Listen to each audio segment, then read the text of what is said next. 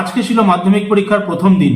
আমার পাশের বাড়ির মেয়েটিকে জিজ্ঞাসা করলাম কেমন হয়েছে এক্সাম, বললো খুব ভালো হয়েছে, কিন্তু সে একটা পয়েন্ট দিল যে কাকু রাস্তায় খুব জাম পেয়েছি।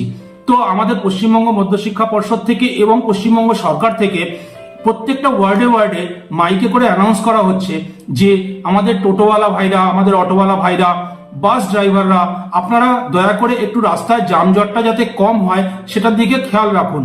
আর মাধ্যমিক পরীক্ষার্থীদেরকে একটু ইম্পর্টেন্স দিন। যেই বাবা মারা মাধ্যমিক পরীক্ষার্থীদেরকে নিয়ে অটো করে বা টোটো করে যাচ্ছে, একটু তাদেরকে ইম্পর্টেন্স দিন। যদি কেউ অফিসে যাচ্ছে, তাকে হয়তো সিট পাচ্ছে না, তাকে বলতে পারেন যে দাদা আপনি পরের অটোটাতে আসুন বা পরের টোটোটাতে আসুন, ওর এক্সাম আছে, ওকে আমরা আগে পৌঁছে দিই। এই রিকোয়েস্টগুলো পশ্চিমবঙ্গ সরকার থেকে করা হয়েছে।